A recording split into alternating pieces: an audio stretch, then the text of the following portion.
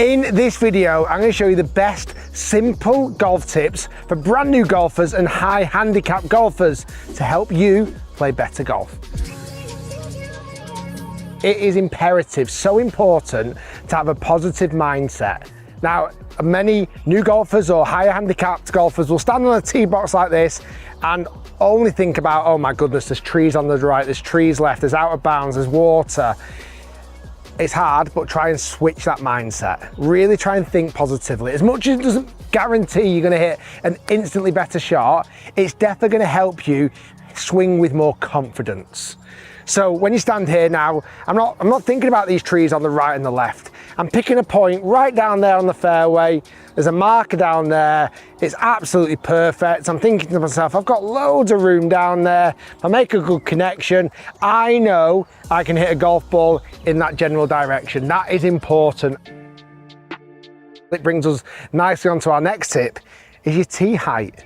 It's really important when you're hitting a longer club, certainly a driver or a 3-wood, that you get the consistent tee height so you hit the right part of the club head. With a driver, that's just slightly above centre. Castle tees are a great addition to your golf bag because that is a consistent tee height all the time. You place it in the ground and you know every single time that is how high your tee is going to be placed. And pink ones are brilliant for driver. If you want to just use a singular wooden tee or a plastic tee, my first tip is to hold it between your index finger and your middle finger and then place the ball on top while it's still in your hand. And then you can consistently put this tee peg in the ground and you can start to see that pattern of how much you've teed it into the ground. Put the club behind the ball briefly, perfect. Half the ball is above the driver head. I've now got my consistent tee height, I've got a positive mindset, so I can stand on this tee and hit the best shot possible. So as a new golfer, a beginner golfer, it's not always you're gonna hit a great shot. You are gonna find yourself in trouble, let's be honest. Even good golfers do. But it's how you recover. From here, I'm miles away from the hole, so trying to hit something like a hybrid or a 3-wood would be just silly. I'm not gonna get it back in play. I might hit the tree, I might stick it in the water hazard, I might really mess it up. Sometimes you have got to take your medicine. So there's too many golfers trying to go for the aggressive shot. Taking your medicine is key. So on a shot like this, it's almost eliminating any real issues, any future issues. Yes, we want to get back in the fairway, definitely. I could go here to the left, but there's no massive advantage of going that way. I'm going to keep it lower than the trees. I've just got an 8-iron in my hand. I'm going to grip down on the golf clubs because we don't need too much distance or power. Slightly back in my stance and almost hit like an extended chip shot. Notice how my arms and the club aren't really doing a great deal. I'm not using too much wrist hinge here. Pick a line. I just want it to land back on the fairway. Keep it underneath that tree.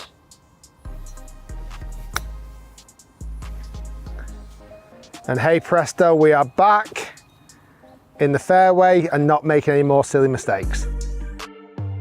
How many times would you pull a club out and it looks like that? It's got mud on the face, mud in the grooves. I mean, that is going to have a negative effect to the result of your golf shot. If it's not clean, it's going to be inconsistent. You're going to hit the ball further, but not in a good way. Like it's going to reduce the spin. It's not particularly nice to look down on. It's going to change the flight of the golf shot as well. You want to make sure that your clubs are in pristine condition. Make sure you carry a towel around with you. Give it a clean. If you needed to get a tee peg and run it inside the grooves to get any of that dirt out, you can do it quickly. Dry and clean is key because you are going to get the best use out of your clubs. When you're out on the golf course, there's lots of elements to contend with. One of the main ones though is the undulations, the hills. If you're on a nice flat driving range, Matt, where you aim ideally is where you should hit the ball. So you start going to hills, there's some things to note. If the ball is above your feet, so I'm hitting towards you at the camera now, and the ball is higher than my feet, there's a tendency of that ball going to go too much to the left. If, when I'm hitting this way for argument's sake, my feet now are above the golf ball, the ball's going to leap more to the right. That's worth knowing so that you can adjust your aim. Also, if you're playing uphill, the ball won't travel as far. You end up adding too much loft and you hit it higher, so you've got to take more club. And if you're on a downhill lie, the ball's going to come out stronger and lower, so you've got to take more loft to adjust. Hills are really important to be able to navigate around the golf courses. Again, as new golfers, sometimes we kind of just forget these little features that can definitely improve your score. The bunker. High handicapped and new golfers' worst nightmare, but that doesn't have to be the case. I think it's important that we understand probably three main principles to get out of a bunker. Loft, where we want the club to hit the sand, and speed. And if we can do that, we will get the ball out every time. First off is loft. Make sure you use a sand wedge or a lob wedge. You want loft on your golf club, you really do. So what I'm going to do here is add a little bit of loft. It's called open in the face. I'm going to twist the golf club a little bit to the right. So I've now presented more loft and then re-grip the golf club. Now that's going to look a little bit bizarre. It almost looks like the face is aiming too far to the right, which it will be a little bit. You could aim a fraction more to the left, but that's not the most important factor. We just want to make sure we have loft. Number two, it's important that we hit the sand first. We don't want to hit the golf ball first in a bunker shot. So you can't do this legally, but in practice you can. Draw a line a couple of inches behind the golf ball. We want the golf club to hit that line. That's where it enters the sand. And then number three, speed. Don't be scared about hitting it a little bit firmer, a little bit harder, and in your mind, almost try and hit a handful of sand out onto the green. That's how fast and hard you need to hit it. So I've opened my golf club, I've then re-gripped it. I'm going to hit the line and hit with speed.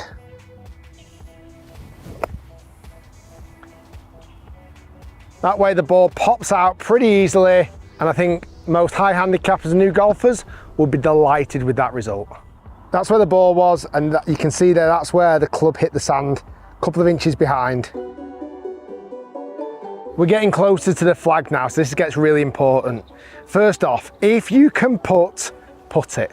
Even if you're just off the green, use your putter. I can promise you your results will be so much better than using a wedge or using anything. Putter is your trick from just off the green when you got nothing in your way.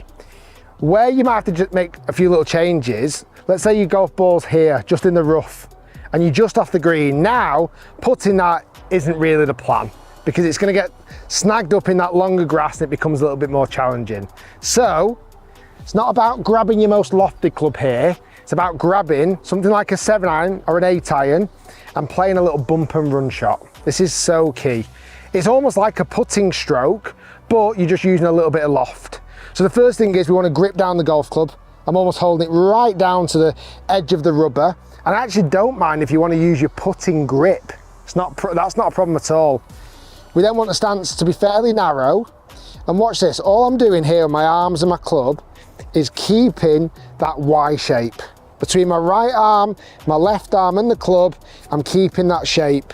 And all I'm trying to do here is just use that little bit of loft to help it jump over this longer grass. And as soon as it gets on the green, I want that ball rolling. It's so important. So grip down. I'm literally going to play it like a putter shot, like a putting stroke.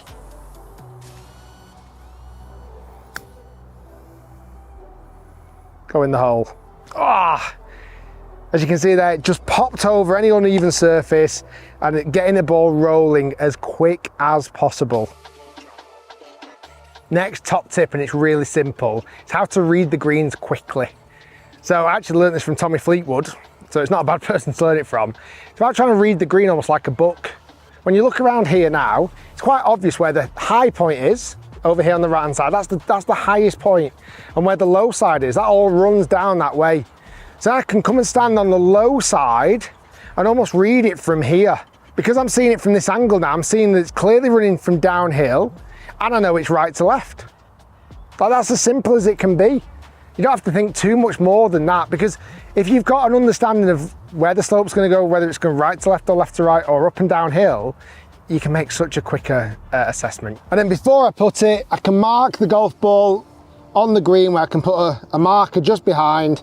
I can pick my golf ball up, make sure there's no mud, dirt that could affect the putt, make sure we've rubbed all that off. And then even use the logo on the golf ball to line up where I want the ball to start. We know it's downhill, right to left. I just feel prepared. It didn't take long and I'm ready to go. So important putting that we don't neglect it, because it can really save you a lot of shots. For more great golf tips, be sure to subscribe.